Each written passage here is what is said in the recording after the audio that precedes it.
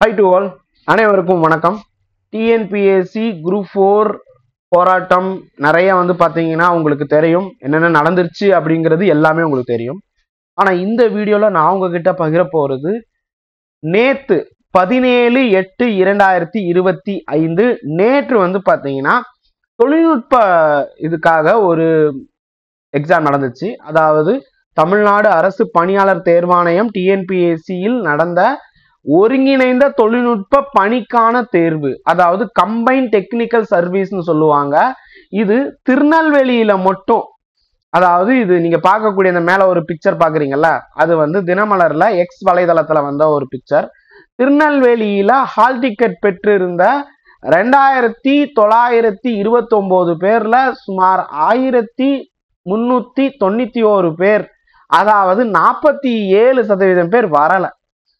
இது என்ன சொல்றாங்கன்னா, இது டிஎன்பிஎஸ்சி மேல இருந்த நம்பிக்கை போயிருச்சு அப்படிங்கிற மாதிரி அந்த இதுல போட்டிருந்துச்சு. ஸோ இந்த எக்ஸாம் எப்படி இருக்குன்னு நான் சொல்லிடுறேன். இந்த எக்ஸாம் பாத்தீங்கன்னா எப்படி இருந்துச்சுன்னு நான் சொல்லிடுறேன்.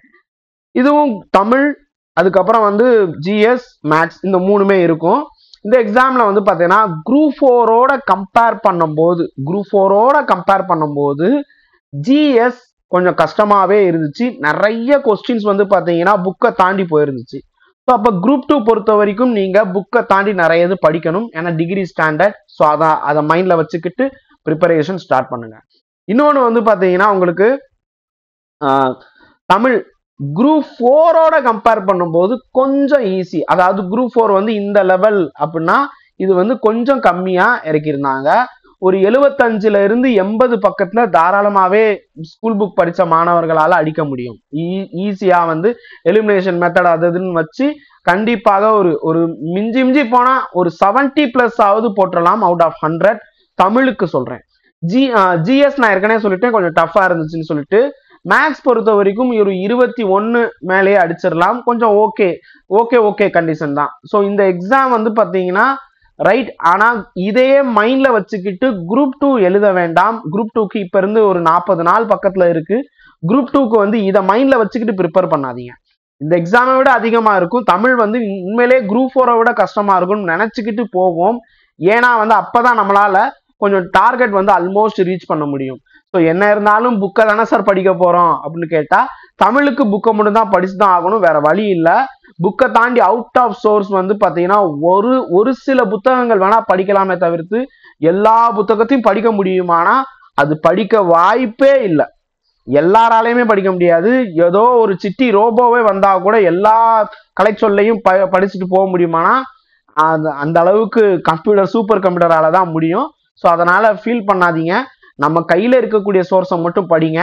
ஜிஎஸ் பொறுத்த வரைக்கும் நிச்சயமாக ஸ்கூல் புக்கை தாண்டி இருக்கக்கூடியது, குறிப்பா உங்க கையில என்சிஆர்டி புக் இருக்குன்னா போங்க. நான் ஆல்ரெடி நிறைய புக் சோர்ஸ் காமிச்சிருக்கேன். அரியன்ட் எல்லாம் ஜஸ்ட் ரிவைஸ் பண்றதுக்கான ஒரு சின்ன நோட்ஸ். பாலிட்டி பொறுத்த வரைக்கும் நீங்க லக்ஷ்மிகாந்த் போகலாம். அதன் பிறகு பாலிட்டி ஆல்மோஸ்ட் ஈஸியா தான் வருது, லக்ஷ்மிகாந்த் போகலாம். ஜிஎஸ் ஹிஸ்டரிக்கு பாத்தீங்கன்னா நீங்க வேற சில சோர்ஸ் ஆஃப் புக்ஸ் போங்க. 11th புக் போங்க, 12th புக் போங்க. அதையும் தாண்டி ஓல்டு 11th 12th புக் போறது இன்னும் நல்லா இருக்கும். ஸோ அதுவும் இல்லையா, என்சிஆர்டி புக் போகலாம். இல்லாத பட்சத்துல பிபின் சந்தர் போகலாம், ஸ்பெக்ட்ரம் போகலாம். ஓகே, ஸோ இது எல்லாமே ஷார்ட் டேர்ம்ல உங்களால கவர் பண்ண முடியும் என்றால் போங்க. இல்லைன்னா நம்ம ஆல்ரெடி கொடுத்துக்கிட்டு இருக்கோம், அது பாருங்க போதும் கற்பதேசல. சரி, அத பாலிட்டி ஓகே. ஜியாகிரபிக்கு ஸ்கூல் புக்கே போதும், ஏன்னா ரொம்ப கம்மியான மார்க் தான். ஸோ அதனால மார்க் பேஸ் பண்ணி போங்க. அதே மாதிரி எக்கனாமிக் சர்வே, பட்ஜெட், சென்ட்ரல் பட்ஜெட்டையும் படிக்கணும், தமிழ்நாடு பட்ஜெட்டையும் படிக்கணும். அஸ் வெல் அஸ் தமிழ்நாடுடைய எக்கனாமிக் சர்வே கண்டிப்பா படிக்கணும்.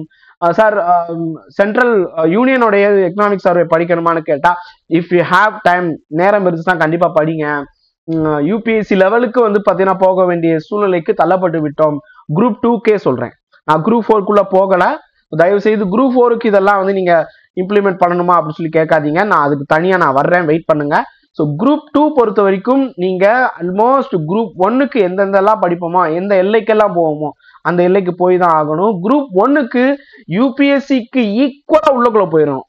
ஸோ ஏன்னா அந்த மாதிரி தான் மைண்ட் செட்ல கொண்டு போயிட்டாங்க, வேற வழி இல்லை. So this is the hope. So நம்ம அதை நோக்கி தான் போய் ஆகணும். அண்ட் மேக்ஸ் பொறுத்த வரைக்கும் எஸ்எஸ்எல்சி ஸ்டாண்டர்ட் தான்.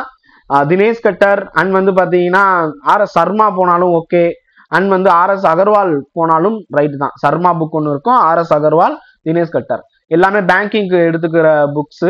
ஸோ அதுவும் வந்து எடுத்துக்கிட்டீங்கனாலும் இன்னும் நல்லா இருக்கும் for group 2 and group 1 level exams. So maths பொறுத்த வரைக்கும் எல்லாமே ஒன்று தான். ஸோ அப்போ எல்லா புக்கையும் படிச்சு தான் ஆகணும், ஸ்கூல் புக்கை தாண்டி போய் தான் ஆகணும், ரைட்? ஸோ இது என்னுடைய கன்க்ளூஷன். நீங்க என்ன நினைக்கிறீங்க? ஸோ கண்டிப்பா வந்து பார்த்தீங்கன்னா குரூப் 4க்கு மறுதேர்வு வருமா? ஸோ அதெல்லாம் இப்போ இங்கே டிஸ்கஸ் பண்ண வேணாம். இப்போ குரூப் 2க்கு கான்சன்ட்ரேட் பண்ணி போங்க. 40 நாள் இருக்கு, 40 நாளை நோக்கி நம்ம நகருவோம். மேற்கொண்டு இன்னும் 2 நாட்கள் இருக்கு 20ஆம் தேதி வர்றதுக்கு. அந்த 2 நாள்ல கண்டிப்பா ஏதாவது ஒரு அறிக்கை கொடுப்பாங்கங்கிறது நம்பிக்கையில் பயணிப்போம்.